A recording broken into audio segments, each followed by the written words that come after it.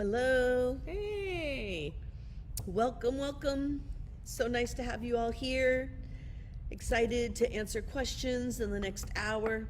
I'm here with lovely, let's even get you in here better. Hello, Andrea Foster. And, I just want to first put a shout out to Andrea. Um, may I just say, uh, you know, we have kept things so steady during an extremely crazy time that we are in. And I just want to say that if anyone is thinking I'm kind of cool, calm, collect, and I just keep giving you some dear DeAnnas and keeping myself available, I want to be really clear that none of that is possible without Andrea Oh. and her just setting everything up and making it smooth and letting y'all know, this is going on. So I just want to say thanks. Aw. And it's really exciting that we're doing this together. And we're going to continue doing this together. It's going to Yeah. be really fun. So, let's see as the months go by. Let's see how much expertise we can get out of this one. Still learning. She gives me the platform no matter what. But Yeah. I just want to say, you have some lovely platforms yourself. We'll So see. feel free to bring in anything you want Okay. and keep that in mind. Okay, so a question came through, not too many, so I want to invite you to really do those questions. I'll start with the ones that are always already in the forefront. But there was a question that came through, and it was about distillation and which distillation is really the right one to purchase if you want to start doing distillation. So I'm assuming this is steam distillation to make essential oils. Right. And And- hydrosols. Yeah. Yeah, and the reason I say it that way is because hydrosols are a different still than essential oils. Now you make both regardless, but in a hydrosol still, which is an alembic still, and it's kind of boiling water and it just comes up over a little kind of gravity fed downward, and then you just collect the plant water. Got it. And you're making tiny amounts of essential oil, but there's no way to capture the essential oil because let's remember essential oil is a volatile gas. Right. So you're really not making a concentrate of volatile gas, essential oils, but you are getting all the infusion and the steam that that could be captured as it was lifting up and moving through the gravity and then being fed. So really you're just making a steam pot. The difference is through this contained alembic still, and those usually are those beautiful copper ones you'll see if you looked up images. Right. You'll see this gorgeous, and it sits like on a table. Sometimes they're wood burned, but harder. So that's the first thing to think about in purchase. You want the one that maybe has a hot plate, and that way you can play with the temperature and depending on, how much plant matter. But you fill it with plant matter and you put your water in there, and it's contained in a way that it actually builds its sanitation and its sterilization. Because let's remember, volatile gases, organic chemistry, essential oils are completely antiseptic and sterile in quality, and that's why if you take care of them, like heat and sun and light, that's why they last forever. I mean, they age with Right. time. Their chemistry gets more concentrated with time. So they're like wine, And so just think about that. I'd get the hot plate, but that would be the way you're making gallons and gallons of hydrosols off of one vat of plant matter. And perfect for the backyard. Scott and I are kind of, searching for one ourselves right now. We figured spring on, since we established gardens that we haven't had time to, all of a sudden we're like, oh my gosh, we need to make hydrosols. What do we use hydrosols for? You can drink them, which I am not going to say about essential oils other than a few. I have a different opinion. You can take my class and figure out what that is. But I have different opinions around that because they're transdermal. It's unnecessary and it's too strong a medicine for the throat. But hydrosols, you can take them in. You can put them in water. You can put them in a salad dressing. You don't want to cook them, so you got to keep them raw. Right. You can use cardamom water and make cardamom ice cream. Oh See what I'm saying? And that could be coconut ice cream and blah, blah, blah. Right. But, Wow. there's so many variations. You can put it into cashews and puree it in a blender, and use that as your little bit of water, and then you made cashew cream. There's just so many things to play with. So hydrosols, also douching, enemas, so many different things. If you know what you're doing, certain ones are going to be great for an eye wash, like rose, or lavender. So just really multifaceted, and you're using the least amount of plant matter to make the most water. Now, if you keep those completely sterile and sealed, and you literally like boiled, kind of like canning, you boiled your, containers, they are considered, they could last forever. But I'm just gonna say hydrosols usually don't, because they don't get, really developed in that way, so you gotta really know what you're doing for that one. But a good, 2 years, absolutely, absolutely. So there's that. And then there's actual, what we think of as making an essential oil, steam distillation. So this is a chemistry set. And you can look them up online. They're all over the place, and you really can see what you're wanting. And they come as a kit. So you just really have to be good with, like, this glass piece goes into this glass piece. Man, we should have rolled my distiller right in here, because it's right there. But, I have a tiny one that's more like teaching people how to make one, but it's not like industrial. So you can get these small ones for like $250. You can get a steam distillation chemistry set, and they're not that hard to figure out, but you got to be a little bit handy and, have a little bit of a put things together mind. And you put your plant matter in there, and that's where it does the same steam, same start, but it goes through running cold water, and it goes through a cold condenser. And the cold condenser, with this gravity, separates, and you have to buy a separator. It separates your essential oil volatile gases from a tiny amount of hydrosol. So you make a small amount of very concentrated hydrosol, which totally lasts longer on the shelf. Because it's got more, it's way stronger than the Olympic still, It's like, whoa, strong. And then you get these tiny little drops. Like we did yarrow in my class last year, and we got blue yarrow drops, and you could see the little droplets of blue, but we had like 2 gallons of blue yarrow water. And then we had just like maybe 6 drops of blue yarrow essential oil that was like floating in between, not even enough to go into the separator.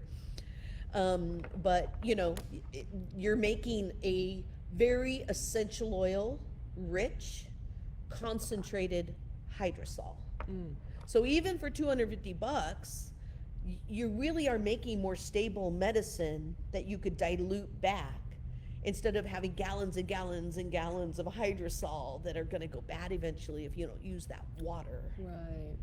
So I like the steam distillation. I'm just being really clear that if you're trying to make a 10 mil of essential oil, or if you're trying to do distillation to like literally go into business starting to make essential oil from a crop, you're going to have to get an industrial essential oil, process, and those start at like 10,000 or something. So you'd have to get very real, but you got to do all your process. You got to do your process with this anyway. So you want to get one of those. I think Scott and I are going to upgrade, and we're just going to get a larger one of those glass chemistry stills, because we have a small one that makes a beautiful amount to share with every student in a class. So it is enough to share with, say, 20 students. Everyone leaves with some hydrosol, and that's cool. But you can get them even larger for like $1,500. And then you could make like maybe 2 mils of essential oil, as you go, and quite a few gallons of concentrate.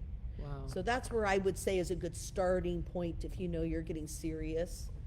Otherwise, go with the small one and learn how to do it, because, it's a whole journey. All right. But hey, we really should be having this topic, and I thought it was a great question for Q&A, because most of us are gardening more, and the people that are gardening, if you're not, the people who are gardening have way more, to offer. And I think of this, when you go to India, like if we're at Dr. Gupta's garden in India, in the middle of Vrindavan, right? Has this amazing medicine garden. And you go and you're like, oh, we're going to the gardens. And it looks so spindly and depleted, and like there's just nothing like lush, and the trees are really, wow. But you're like, wow, that's not a lot of medicine in this garden. Like, this is your medicine garden. And I've even had some students be like, that's medicine, because we're used to grandiose. Well, guess what? If you want grandiose means share. So I mean, if somebody comes over to my garden, it's not raw, you know what I mean? Because I'm kind of like, oh, and it's like, as I grow it, I'll kind of consider share. And that's where you can, why not everybody have an Olympic still and you share the gallons of water? Why not have a little distillation for $250 and then you share those little bottles with your friends? You know what I mean? But if you're really going for a big lush, everything, like, remember, you're either going into business with it, or you're wanting to consider this is a big enough of a garden that it's going to need to be shared, because you cannot believe how much medicine we pick and process and make in Dr. Gupta's sweet little garden. And then you go plant by plant around the garden, and all of a sudden you're like, there's actually a lot of medicine here. So then I come home and I see everything's all right, me too, and then I'm kind of like, ooh, that's a lot of water to be growing plants that aren't being fully utilized. So this takes me to the last little detail, and we'll see what questions are here. But the last detail here is, a lot of times essential oils will have this, or through the times, because I've got a 32-year history here with aromatherapy, but a lot of times people will have this, I don't want to use essential oils because of the amount of plant matter that's used. And so I always have to take them back to kind of like, well, if you think about how much plant matter is needed for a tincture, and I say tincture because they age well too. Yeah. So what do I keep around for long term, or for like, when it all hits the fan? Essential oils and tinctures, they're going to last. Oils are not going to last, salves are not going to last. You'll have to make them as you go. Right. But the thing to remember is the amount of plant that goes to a tincture and the amount of medicine that makes is almost equivalent to the amount of maybe a ton you have to, do to make a kilo of essential oil. Because tinctures are kind of, teaspoon, 2 teaspoons at a time, maybe less if it's a, intense plant, daily. And that means an ounce. I mean, it's like boom, boom, boom, boom. You're running through that. Essential oils are drop by drop. And this is like where I'm like, respect the drop. When you think you need 10 drops, I can almost guarantee you only needed 2 drops, and it might have been better to do 2 drops, wait and see. Oh, need another 2 drops, wait and see. Because then you're respecting the amount of plant, and you're also respecting, these are volatile gases. They're going straight into your bloodstream. They hit your cellular structure, and you don't want to flood your system with too much medicine. Otherwise, it's going to see it as like a whole nother complication when it was already having a complication.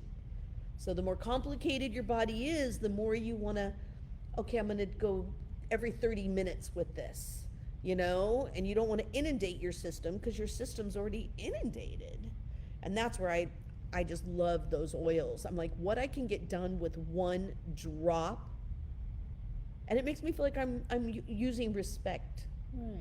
In my medicine. Like, I'm respecting the drop, I'm respecting the plant. I realize that we, harvested it, and, and I know that it's going to last the longest. So I'm not going to have to replenish as often. And then, there's a lot of drops in a 10 mil. There's 300, 300 drops in a 10 mil. So when you think about price too, Right. they're actually really reasonable. Like, I make my custom blends. You can even do a whole health profile online. And I make a custom blend for you and send it to you. And it is so amazing how much you can, 300 drops, that's like, the custom blend is $50, but you also get my knowledge, and I get to look at you as an individual with your profile, and you are just, and I'm all about, smelling good and like totally making you want to live in that bottle because that's good medicine when you love your medicine and you want to take your medicine, and it's quick medicine, 6 drops. And then, where do we decide to put it, even though it's going to your bloodstream regardless? Another 6 drops at night, or maybe in the afternoon. It's like, that's like an average dose for a problem going on that you're wanting to remedy. And then what I can see it do in that 6 weeks for $50 is amazing. How many bottles of things have you bought that was $60 or $50, and like, you're not sure if it even worked or not? Right. And those things prove themselves, and then that formula can be tweaked a little the next time, or you layer in another need you have because that symptom went away. So remember, we want to work on things long enough for the symptoms to go away. And that's where essential oils shine, and hydrosols in small particulates of essential oil. Like, they're gentler, and they've got hydration. And I'm hydration crazy, so hydrosols are like so cool. But I think that's just really something to think about is, yes, a lot of plant yield, use. But if you go drop by drop, man, it'd be really good if we all learned how to respect something by the drop. Right. And sometimes I'll tell people, hey, that drop is like your pill. So, you don't need the pill, you need the drop. Right. And that's another way I'll, Right. play with it. More isn't better. More is not better, especially with essential oils. Right. More is going to flood your bloodstream, and everything's going to kind of, and it just ends up where the essential oils are almost inflammatory. They become an irritant instead of being respected and let them like slowly and simply and efficiently do their job. Yeah, it's an overdose. It really is. Right. And I think this happens a lot with plants in general. We think, more is better, or we think, this is the other thing. What if we aren't trusting the plant kingdom enough to even trust that a small amount will help us? We don't know enough about the plant kingdom. And that's to be where able I'm to like, trust. hello, I'm 33 years in. It is proving itself over and over and over. The tea, the tincture, the essential oils, the topical applications. I'm like, I don't need to be convinced, but I see that many people might need. Right. And that's really about staying with something long enough. It's not about taking more and see if it can prove itself. Right. That's a lot of pressure for the plant. It's a relationship that It's you a have to relationship. enter into. It's not just, I'm going to take this factory designed little pill and it's going to be an instant change. That's right. It's a relationship to gain the trust that this plant is going to meet your needs in your body, that it gets to know your body, and that's a process. And a little bit at a time. You get to know someone a little bit at a time. Just that teaspoon one day, teaspoon the next day. 10-day challenges really give you a great perspective. A lot of I love those. It's also an incentive for someone to like do something more than 3 days. Right. But what can it show you in 10 days at a really reasonable dose? Then you could be honest and say, I think I need a higher dose. I need more of what I feel. Raise your dose. But give 10 days to see where it can take you already, and try those plants, try those essential oils 1 drop at a time, and let them really prove to you and show you, like, what can they do in a low dose. And that's just saving money too. Saving the Right. planet, saving money, saving my ass. Excuse my language, but sometimes you just gotta like play with That's it. where it is. But it's true. Right. My health, it's saving me, and I just think that's pretty cool. And then you get to go around saving other people with them too. Right. And that is what a lot of people are doing with essential oils in the world right now. They are proving themselves. There's very large companies that have so many millions of people involved, and everyone is kind of showing like, hey, this works. Hey, this works. But you're also getting a whole lot of negative stories. Right. And really, I'm just saying that because I think it was just from overuse. It wasn't the plant, it wasn't the company, it's literally just like we were overusing them. And then, yeah, things can go wrong with the essential oils. They'll give you all kinds of rashes and headaches, and I've seen people with like lockjaw. I mean, they're, and that shows you their potency. Right. I mean, again, like a relationship, if you misuse it, there's going to be a reaction. That's right. Yeah. So hopefully everyone out there who's got essential oil background or is playing with them, they're nothing to dabble with. So make sure you're well educated, and also just, put the drop to the test for a little bit here and start lowering your dosages with yourself and your clients. Might be drying you out. Right, right. And Yeah. I think some plants are friendlier, easier to Yes. enter into a relationship than others. Yes. And that would be a fun little class for you to teach. Like, who are the ones that are just friends with everybody on the playground? And who are the Pomarosa. ones who are like, you gotta take your time. Heliochrysum. But for real, Right. those are for real, The other way I teach it is like, know that most of the most expensive oils there are have really amazing volatile functions, and it's okay they're expensive because they are literally the drop by drop. Like if you smelled expensive, they're in your face, showing they're just right there in the forward, and they're usually ones that are like, I am going to demand I am seen in this formula. Right. And it's kind of like, oh, I only need a little of you, and you're gonna still lead. And that's a cool thing. Yeah. Think about it. It'd be nice if more of the lead would do little, not Yes. big. Right. It's a perfect balance for that pitta. Pitta's got to know when to cool. So interesting stuff like that. But yeah, so you can smell this potency I'm talking about. You smell Pomarosa, and it's just kind of like, woo! It doesn't land anywhere. Right. Hugs for everyone. You smell Heliochrysum, and you're like, whoa, I should probably get to know you a little bit. Fun. Yeah. Yeah. So we do have one question that Good. came out a little bit after our last Q&A. So that comes from Claudia, and she's asking about a fungus under a toenail that's at the point of throbbing, and wonders what she might be able to do about it. Okay. So the fungus we can talk about, and then yes, good add-on with like the difference between just a fungus and throbbing, because people can have fungus their whole life and there's never really a sensory connection to it. In fact, I noticed they get a little more numb than they get throb. So I'm going to just mention the throbbing right now and cut to the chase. That tells me that maybe the fungus is starting to warp maybe the shape of the nail, where it's pushing down on the base of your cuticle, the base of your toe, and it's like hitting a nerve, because that's where you can really get a nerve response, is right in there at that base. So it makes me just wonder, and Pomarosa would be brilliant for this, as far as nerve support. And people do need nerve support when there's a fungus on their feet, because those are nerve endings. So I think of that, that could be up to 6 drops twice a day. It is considered an antifungal. I'm not going to tell you it's my favorite, so we'll get to which one's my favorite. You can even then add them together or do them together.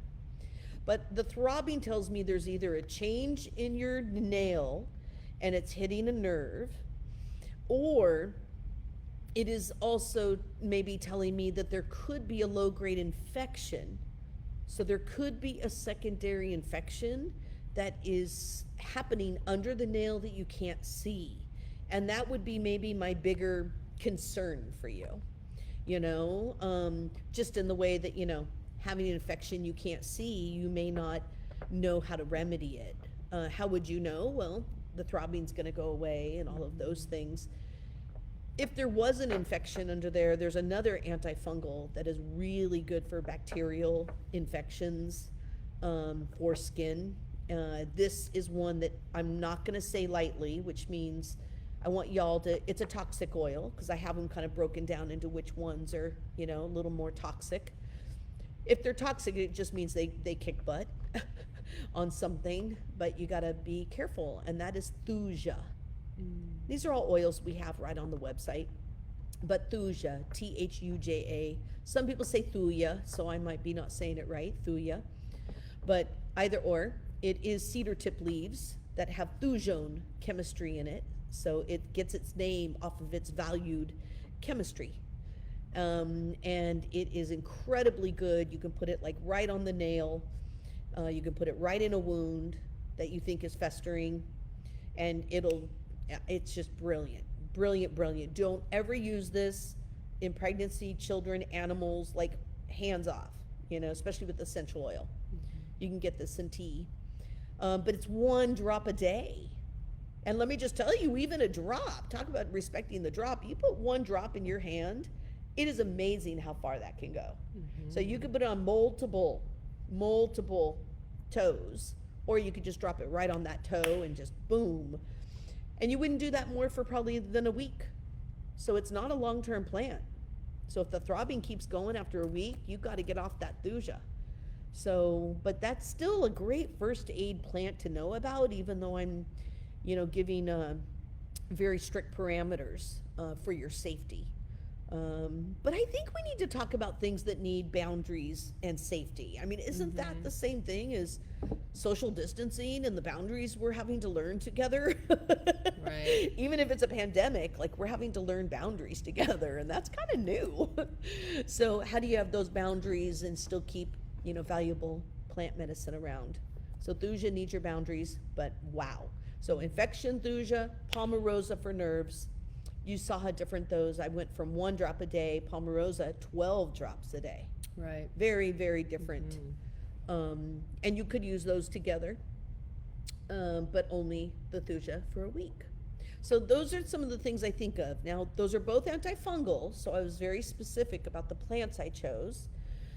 But you have another antifungal that would be very safe and is used long term, and it's also connected to yeast overgrowth, since toe fungus is the same fungal, it's in the same exact terrain, and that is bergamot. So bergamot essential oil is my favorite yeast oil. I would say Himalayan cedarwood is a pretty close second, but Himalayan cedarwood dries you out quicker. But it is a little warmer. But bergamot is my go-to, and it's the one that I know if somebody's really struggling, because fungus doesn't just go away. It's going to take time, just like in the gut. It takes time. So bergamot, you can use it over time with the palmarosa. If you were using just bergamot, you're back to the 6 drops twice a day. If you're going to do 5 mil, maybe even I'll give you a recipe. A 7 mil bergamot, 3 mils palmarosa. So that is fungus forward, nerve support. You could flip that, and you could do nerve support, fungus backward. You know what I mean? You could look at that different. But I would do a 7 to 3, and then it'd be 6 drops twice a day, and you put it right on the nail. It goes right into the bloodstream, and then starts, changing things from there. But I'd go right to the source for that one. But that could be used, very, very long term. I mean, even over a, 6-month period. The only other thing I'm going to mention, and I have it on my website because it won't be easy to find, and that's kalinamak. And kalinamak is a black sulfur salt, so it is going to smell very sulfury. But sulfur compounds, which are all things sour, are antifungal and are going to have the most for the die-off and just really killing it off, sloughing it off, and just boom. And you're going to need about 2 teaspoons of kalinamak salt in a foot bath container, and you need to soak your feet in that really routinely. Like one time, you're gonna have no idea. So that's the bummer part, getting used to a little sulfur, each night or every couple nights at least. But you need to soak for about 20 minutes, even 30 minutes. If you could keep adding hot water, that would be best. And you could even go up to a tablespoon if you don't mind the cost. I know you could do it with 2 teaspoons regularly, but if you want to kind of balm your fungus among us, if you want to balm it a little bit, you could do like a tablespoon foot bath, maybe twice or 3 times a week. But you're going to have to stay on top of it. You're going to need to keep those toes dry other than when you soak them. So that's the other thing to think about is the shoes you wear. It needs kind of more aerated. Fungus thrives in moist regions. Now let's just think about that. Oh, yes. Yes, it does. And that's including our feet in shoes with socks. So we have to think about that. Yeah. So those are some of my favorite things to think about and kind of consider for this. Infection would be the concern. It may not be an infection, so you don't need to, and if you do have an infection, you might want to talk to your doctor, or try the thuja for a week. And if it doesn't work and you're still concerned, then maybe make an appointment. Like a lot of times I'll tell someone, make a doctor's appointment because you don't want this to get out of hand if it's happening. Why not make a doctor's appointment, but use the oils for a week and you'll start noticing like, wow, did I get this under control? Wow, I did it, and it'd be cool if we took care of ourselves more. It just would be really cool if we knew what was really going to help us. And then, you might have the doctor's appointment, and if things just aren't shifting and you're starting to get concerned or it's even getting worse, well, you got an appointment waiting for you. Exactly. So, maybe we need to think about those boundaries. What if we have to start considering things aren't, black and white? Things are not just, simple. I mean, you're going to need, there's times when we need doctors and we need labs, or we need, really expertise kind of medical advice. And it's sometimes the security you need to know you're okay in your body, and I don't see anything wrong with that. If that's what your history or the amount of symptoms you have.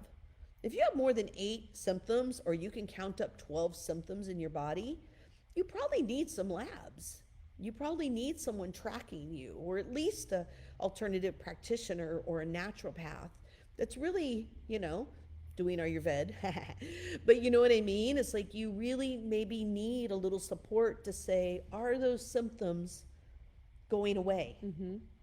Most people live with 4 to 6 symptoms all the time, but they're usually like in the gut or they show up in the tissues. If you have that many, like you're never going to have none. We're humans. Right. There's pollution out there. You're not going to have none, no matter how perfect you think you're doing things. Life happens. Right. But if you have 8, and if, you might want to think about, I might want to back that up. And if you have 12, you need to probably have somebody pretty on board helping you out. So just kind of think about that, and also be honest with yourself. Be honest with yourself. Like, do track your symptoms. Because, there's a whole lot of things I've had for so long. I don't have that anymore. But really what I'm saying is I'm so used to that symptom. Right. I'm just living with it. And so I'm just not paying attention to it anymore. So really take a little time here, and just consider, like, what is chronic to you? What is truly acute to you? What's new during pandemic or the last month or whatever? And what have you had for so long and it's just this kind of struggle? And start considering, like, what if that just needs some love and attention? It just needs to be seen. Like, how many times do I just need to be validated? And then I kind of calm down. But I just needed that one friend to kind of be like, DeAnna, I hear you. Wow, I hear you. And then all of a sudden I'm like, yeah, I heard me too. Yeah. You know what I mean? And we have to do that for ourselves. So relationship with the essential oils, Andrea really brought that piece in, but I think now we're talking about relationship with the self. Mm-hmm. And how do we be honest with ourselves without scaring ourselves? And why are we scared? Because we don't know what to do, you know? So really, you should get all my webinars. I'm telling you so many things you can do. You should look at all the products. You think I just sell anything? You think what's on my website isn't, like primo? It's good stuff. And the things we need to take care of ourselves, like that stainless steel enema bucket or the wood gua shas. Those wood gua shas right now are so nice because they're mostly all being made by Scott again, the original maker of the wood gua sha. So And Scott good. makes the best. Do you have a Scott gua Oh, I'm pretty sure I do. Scott Yeah. gua shas are just, they're, I don't know, he just knows how to make things good. It's really sweet. So that's my partner, if you don't know. Yeah. But yeah, so he kind of created the gua sha because everybody's gua shas kept falling and breaking, and sometimes they were a little hard for the work we need to do. Like that jade is like, and that wood just has a little softness, and you drop it because your gua sha's so good. You drop it out of your Yeah. hand with all the oil you're using, and you just pick it back up. Doesn't Yeah. break or anything. Oh, it's so nice to hold in the hand too. Just. The forever gua sha. Yep. Any more questions we got here? Well, we do. First, I want to acknowledge Dana mentioned while you were talking about dosages, and she noticed the idea that working with a low dose might help her more be in touch with the subtlety of how she really feels, which is a great Absolutely. insight for sure. Absolutely. Yeah. And then we have a question from Carmen. Carmen asks, do you have any suggestions for highly sensitive people in shielding things such as rituals or oils? Any allies like that? Okay. For like any oils to use or different, perspectives. All sorts of things, yeah. Okay. Well, it's interesting. This is actually a really good one, even for like, right now. Right. We are in the middle of a very big moment. Yes, yes. Let's not talk about it, but let's talk about it. No, sure. Okay, so yeah, there's a lot of energy, and there's a lot of energy flying around, and there always has been, but now everybody's on their edge, and we're on global edges too. Whereas first time ever we have been experiencing the same exact thing all over the world that I can think of. Really, really in it together. And then what's the opportunity there, and then what's also the like upheaval, and that upheaval of like where somebody is, whether it's anger or feeling guilty or grief, sadness. I mean, all of these things, anxiety, we feel them on each other because they're energetic. And so, I love this question. And there is something I teach. So hopefully if you've heard this from me before, any of you, alumni students out there, hopefully it's just a really good reminder. But there's something I was taught from Dr. Lobsang. Two things that I thought were really important. But the first one that Dr. Lobsang Rap Guy really taught me was the stance of the practitioner, which is you have your hand to your heart and you speak from this place, and it's also protection. So I can protect myself, I can collect my truths, and I'm also going to speak from this place with my head and my heart, and we speak in between. Okay? If we don't have our head and heart connected, we don't speak. Otherwise you're sitting in witness. Okay? So we get to decide when we're speaking from this place that is ready and graceful and truth, and timing is good. So there's a whole piece of that to think about. But in just the how do I protect myself, it's the practitioner stance. And basically this isn't saying no, I'm not saying don't go there or no. I'm saying I am me and you are you, and it's okay. And you start there. I am me and you are you, and it's okay. And they do say, when I'm speaking, I'm opening, I'm offering. And when I'm just in witness, I'm just really being like, you are you and I am me. And it is a way of starting a boundary and a protection around your truth and somebody else's truth. Because if someone's pissed off and angry and you're affected, you still had the option. Now, sometimes this is so hard to do. Let's just this could be a very tall order, but I am answering the question according to what I've been taught and what I use. Because I see some, before pandemic, hundreds of people a day. I mean, Right. And so it takes practice. It takes practice, and you're going to lose it, and then you have to go back to it too. So a practice is literally ongoing.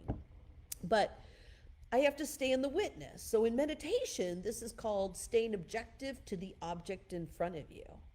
Or we would also look at this as neutrality.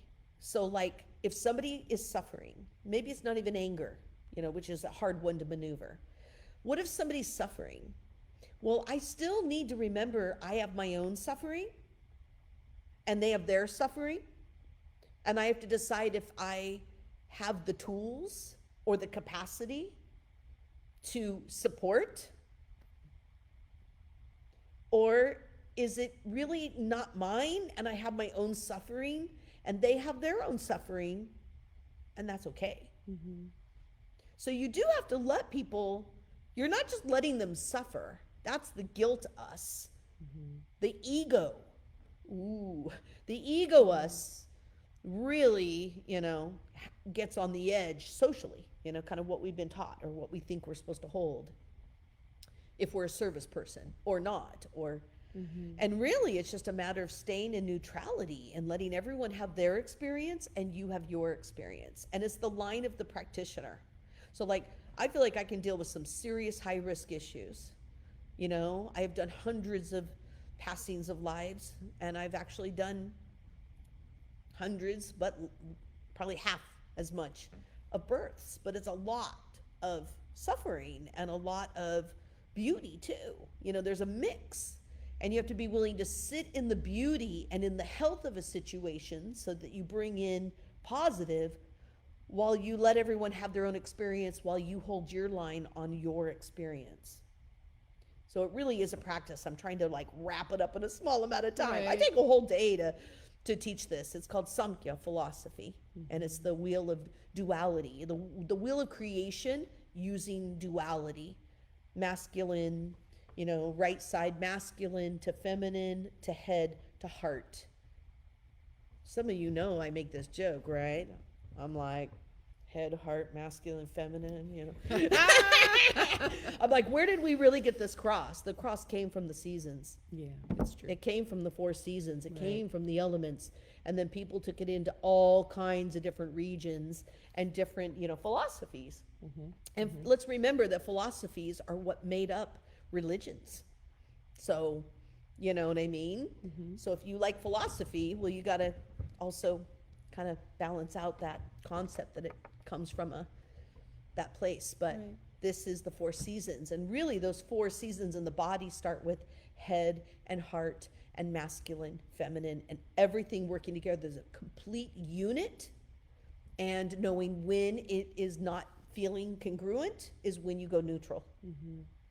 So you got to be willing to feel your experience. Now, this is what we do for boundaries. This is where I think people go wrong. Let's talk about where I think people go wrong. We're kind of taught to suck it in and suck it up. And our psoas in our core, down behind our belly button, the psoas is this governing muscle that is all about your gut instincts. And it's how we protect ourselves. And we are kind of taught that when we have boundaries, we're supposed to either speak, which is very hard to do unless it's right there to be done, or we're taught to protect. And we hold our breath and we're protecting, and I'm protecting. And I notice my students do this when they're practicing pulse, because they're like tapping in. We're touching each other's skin. You're tapping into somebody's truths. And they're like, how does this not become mine? And I'm like, well, you got to stay you. You got to hold you And you're just taking perspective for them in beautiful honor and in respect of support. And it does have to kind of come through you. And then you're going to have to find words to give it back. You know, you can't just check a pulse and be like, thank you. You know, it's like, well, you tapped in, give a dog a bone, you know. Right. And so, you know, give it back, you know, give something. And so the way, you know, we do that as practitioners, we make sure we follow through with support and we use our words. If you're talking about just out in the world, it's about you not giving yourself up and keep breathing. You think holding your breath, like, this is not safe. You're now getting less oxygen and your body is going into deprivation and you are affected. So how do you make sure you breathe in the experience of what's happening and exhale and stay connected to you? And then breathe in kind of what's happening and don't lose yourself and go back to the sanctity of you. So it means you don't give yourself up and you don't take anybody's stuff on. It's a practice of neutrality or witnessing what you're experiencing, or the other way we would look at it is stay objective to the object. So now the question came up, which essential oils would we use? Well, if this is about you staying you, it's all the resins and the grounding chords. So now I'm going to go to like what we call bottom notes, you know, or those thick resins. You know, the thicker it is in the bottle, the more grounding it is. I mean, right? You know, it doesn't make sense with food and everything, you know, so really look at that. So vetiver is a go-to, and I'll tell you why. Because vetiver, I don't really use it so much. I might put it in a formula and make it transdermal, but vetiver specifically and benzoin are not transdermal. They don't go through the skin. They're too thick of a resin. So that vetiver, you can use vetiver all the time and you're not really getting, you know, medicine. So it's very, very safe. Okay. Now, if you put it like smeared in your ears, I often have people do because it's great for hearing, you know, really good for hearing loss. I'll have someone smeared in their ear. You're probably going to get little bits in your system. I use it for gum health, and you smear it on your, you know, gums in your dental. You're getting a little bit. But if you're putting a little smudge on your third eye or a little bit on your heart, or you anoint your hips at night or in the morning before you leave the house, boom, you are just going to stay in your heart. You're going to stay connected to your root chakra. So it is an amazing grounding cord. I could say Palo Santo smells like earth, so it's got a grounding cord, but that's some strong medicine.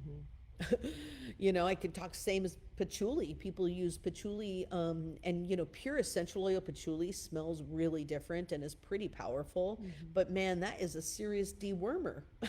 You know, like you want to take that plant serious. Same with myrrh. So that's where benzoin is for childhood trauma. If you had childhood safety issues and now you're having a hard time with boundaries, I'd go for benzoin. If you just are like maybe more Vata constitutional, or you just know that you kind of go big when something happens, or if you've had a trauma that made you leave your body, it makes it really hard for you to have boundaries energetically. So if this is from a trauma onset and you kind of evacuated to survive, vetiver is going to be the one that just brings you in. And by the way, you could do 5 mils vetiver and 5 mils benzoin. And you could make the most beautiful, because benzoin's really sweet and kind of, it's great for sugar cravings because it's that kind of, smells like cream soda or root beer, you know. So it's got that childhood familiar, but the vetiver just smells like earth. And I'll tell you what else. Vetiver is this grass, beautiful grass, tall grass, and it's called khus, Khus in Sanskrit. And you find it everywhere. Like it's all over Asia. I saw vetiver growing and used as doormats in Mexico. I saw it throughout Asia. It's all over India. So vetiver is that woven grass that you often see that is used for doormats. So think about it. It's like what many people use for like what's at their threshold, like right at their doorway. You know what I mean? And think about it, when you go to enter a doorway, you usually just have a moment. Maybe if you're upset or not thinking, you're like, I got to open that door. But think about it. When you go to a doorway, isn't there just like a moment of, and if you don't take that moment, try it. Because I like to take serious when I'm opening doors. And energetically, I get to decide out in the world who I'm opening my doors to and who I'm not opening my doors to. And I get to decide that. And we're really talking about the doors of perspective. Even when I enter a store, I want to be in my sanctity. I want to be grounded.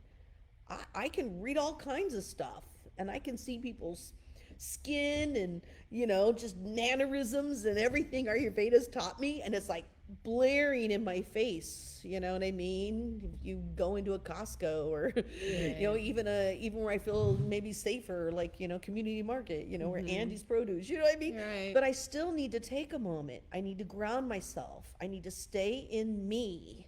And I need to let everyone around me be them. And that just means take the moment at the doorway and really just kind of have that consideration of like, I don't have to give myself up for anyone. And then when I see someone and I'm all, I'm feeling them. Like sometimes I'll feel someone. Well, it's still not my job to go take care of them. They don't even know me. I don't know them. Right. So have some boundaries. But I can send them a love note. So I'll walk by those people. That's what I do. If I see somebody who feels tortured or suffering, I literally will take a moment and I will walk by them in the middle of Costco. No joke. So I stay in duty everywhere I go. I just do. I think we all should. I'm like, isn't that the practice? Karma yoga, moment to moment, everywhere, always. Right. As much as I can, and I'm gonna lose that, and I'm gonna have to get back to it, but how long can I hold it? But I'll just walk by and I'll just give them an energetic love note. And I'll just say, I feel you. Look at that. Be willing to look at that. Like, what if they're an addict? I'm like, oh, please be willing to look at that. But I don't say that. I just, oh, please be willing to look at that. People can overcome it. And I'll just keep walking. Or somebody who's like, pain. Oh, the person in pain gets me. I'm like, I can totally see people's pain. And I'll just go by and I'll just be like, it's the inflammation. Cool it down, cool it down. Or whatever comes to me. Literally, I'm just giving you like random examples, but I just let whatever comes to me be said. And then I go on about my day and I go on about my business. And I at least took the tiny moment, second it took to recognize what I felt and to send them some love. Mm-hmm. And then I'm off the hook because I'm not going home with that person. I don't know that person. But it just makes me feel better. Right. So what if we all did this for each other? Like, what if we all did this? What if this was normal practice? It's not just all about what's spouting out of our mouth. We're doing too much spouting out of our mouth. There's too much room for that now. What about the love notes or the energy? So you don't have to hold somebody. You got to validate and recognize somebody. You don't have to hold them. You only have to hold yourself. I think that's a very important difference. Mm-hmm. I love this question. That was a really great question. That really was. And we all need to consider what it is to stay in witness and let everyone own their own things and their own opinions and their own choices. If I get to choose, everybody gets to choose, whether I like it or not. Very important. Right. Okay, well, we've got 2 questions Good. that have popped. Well, actually, no more than one. Got a couple last minutes. So we've got 5 minutes left, technically. Oh, man. Yeah. So I want to make sure that everybody gets answered. So let's take a look Speed here. it up, DeAnna. Exactly. We've got a mention from Julia. She wanted to know a little bit more about Gua Shas, especially as pertaining to lymphatic massage. Sounds like Gua Shas may be new for Julia. So Okay. there's that. Okay. Maybe we'll do a little triage here. And Jamie wondered what to do about hair loss Okay. for a woman in her mid-40s. Okay. And then, let's see, we've got a question from Julia about chronic microsinus congestion. Oh, that's an involved one, Right. but I can give some concepts. That sounds like more of a consult, just saying, because that could be some complex things. Right. Let me do the Gua Sha lymph one really quick, because that again is a whole topic. You know, it's a is. large one, but you should know a couple things. One is get my webinar called the Women's Breast Health class. It's a lymphatic breast health class. And that is where right now I have my largest compiled conversation on everything lymphatic. And then it goes into like how to use the Gua Sha lymphatically. And then I also have another webinar, though I do just want to say, it's good, but I'm redoing it because I want to go further into Gua Sha than I even went there, but it's called, what did I call it? It's something really cute. Queen of Gua Sha. Gua Sha Queen Tells All. Gua Sha, Queen Tells All. Mostly because I have a 30-year history Snappy. with Gua Sha. And let's remember, Gua Shas are a Chinese method, so they're not Ayurved. But Ayurved has similar things in their Chikitsa body work. But yeah, that's where you're going to get that information. And I'll just give one last piece to it, which is if you already have one, or you know, like you're not just going like this, you can go either direction, always finish towards your heart. And the other thing I would let you know with Gua Sha is you go into the wall of the tissue. So if you're just surface, you're not going to get much done. But if you put it in the tissue and sink it in and then stay in there and then build a little fire, meaning you turn pink, okay? And no matter what color your skin is, it does turn pink, or you're going to feel touch, warm, and you're going to know there's blood flow. Where there's blood flow, there is lymphatic flow. Where you can't turn pink, you know your lymph isn't moving. But I do break the lymph down into dry, hot, cold. I mean, you know, so many things can happen in our immune system. But all of that is in that breast health lymphatic class. And then just Gua Sha technique alone is on the other one, on the Gua Sha webinar. And then do be looking out, probably December, January. Sorry, it's not around the corner. But I'm saying that's around the time when I'm redoing. Oh, but my lymphatic class is November. Right. Wait a minute, isn't it coming up November 23rd or something like that, or November something? My lymphatic intro. November 24th. November 24th, Tuesday, 6 to 8 p.m. I am going over the lymphatic system, and I always cover the Gua Sha 101 because it's a huge part of how to access your lymph. So actually I have a class coming up in just a couple weeks. So that's where you'd want to go. And that's a live class. Yeah, it's a live class. That's going to be a good one. Yeah, so please join me. I think it's pretty inexpensive too. Okay. Yep. Okay. Next. And then, so I'm really enjoying this. the two we have left. So Julia's going to be be a consult. Jamie wonders about hair loss for a woman in mid-40s, and then we've got Dana wonders about support for chronic nightmares. Okay. So with the hair loss, I'm going to cut to the chase. Please get my Trina hydration. It is a kidney issue that is making your adrenals elevated. Adrenaline is hot and dry, and it burns us up and it burns our hair out.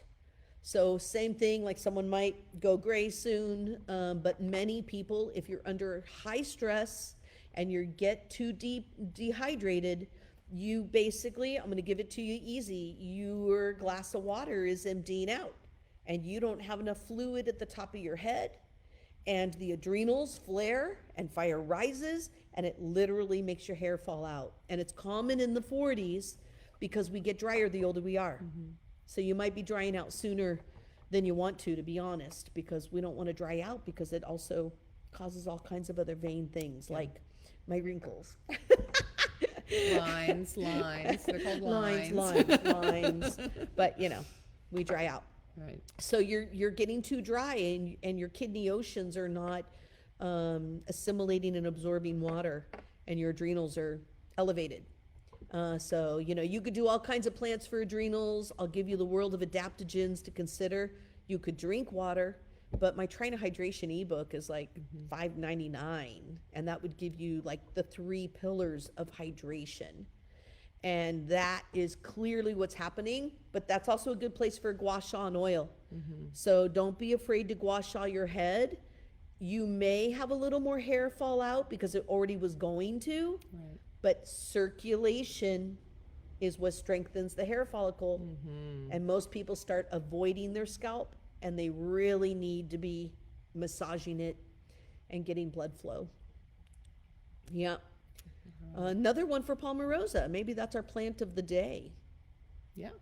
You could do 6 drops of Palmarosa twice a day. It's great for kidney, adrenals, and hair loss. Put it right on your scalp. There you go. And then one last Okay, question, so chronic nightmares. Okay, chronic nightmares, yeah. Can I say one thing about that upper sinus? Oh, yeah. Yes, I think there's more to figure out, but I have an intuitive hit. Whoever that was, I have an intuitive hit. No, sorry. So I think there's a food allergen. Maybe there's hay fever, and now all the pollen is stuck in there and it just keeps dripping, but I think there's an allergy. And the most common reason we would have that would be an allergy. So that would be where I would even just start. But even that is a consult to figure out if that's true or not, or how much do you know already. And then don't forget about your neti pot. Using that neti pot every day. Very important. Yes. Yeah. Okay.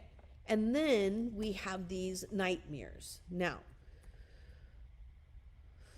first thing I want to say about these nightmares, you probably could look at this up online, but there's a biorhythm clock that runs every 2 hours a different organ. And so when you're having the nightmare is a piece I can't answer in this very moment.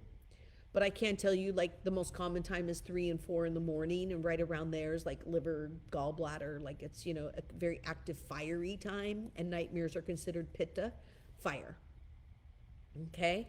So we know it's a pitta, and it's inflammatory, and usually you're getting to a certain level of inflammation even in your sleep time, and then your your liver starts going into process at that time of the night. And it's not, congruent. Like, it takes you into a state of inflammation, which is, things getting destroyed and that type of thing in the dreams. Lungs are right after that. So, if it's earlier in the morning, you might want to think about lung toxicity and grief. But that's a really important piece to think about in these night terrors. Now, there's another piece to this question. And the other piece to this question is really going to be connected to, is your room too cold? And cold rooms and rooms facing the north and rooms that run cold, and this is just a big topic I'm only going to scratch the tiniest little surface on. But that's where, if you believe in spirits or energy getting trapped, they are connected to cold. So we know colder rooms or damper rooms or to the north, they're just the most active. They're the most active. So, and then let's just take even that piece out of it, because that may not be what's going on. I'm just being honest that this is what I track when I'm working with someone with night terrors. You may be getting too cold at night, You may not be bundling up enough. Maybe you have some inflammation, so you kind of pull out of the blankets, but then you stay out of them too long because you're sleeping, and then your body goes cold, and cold is fear, and fear will bring on night terrors that are a little different than the inflammatory, thing. And then I'm also just going to put in, watch what you're doing at night, just because alcohol causes night terrors, inflammation, and especially if it's, most cocktails are, other than wine and even white wine, they're cold. So you're taking in something that's very inflammatory for the liver that's in a cold contractive state. Right. And that can bring on tears. Or if it's not even alcohol, it might even just be too much like chocolate or sugar. And then you're having a different level of inflammation at night. So you might want to track your food at night.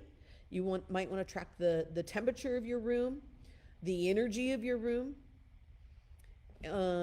or you're looking at inflammation.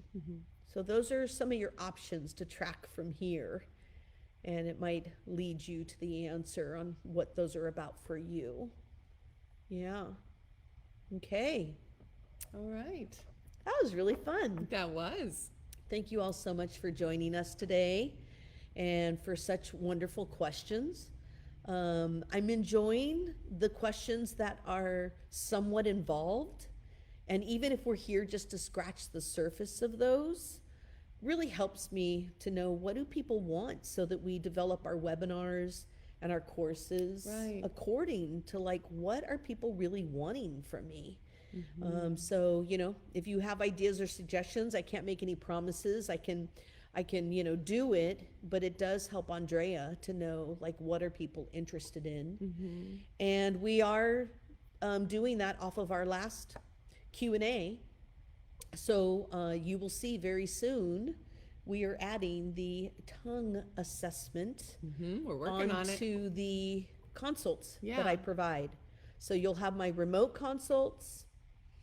You will have my The custom blends. you'll have my custom blends, and you will soon have where you can send me pictures of your tongue, and we have like a few different images we ask for. Yeah.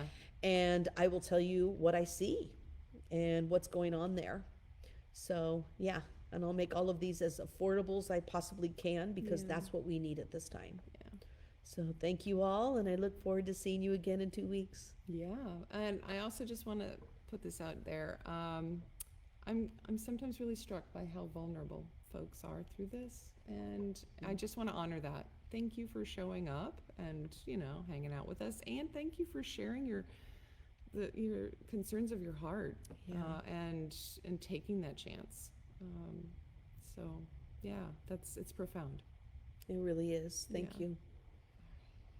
Adios.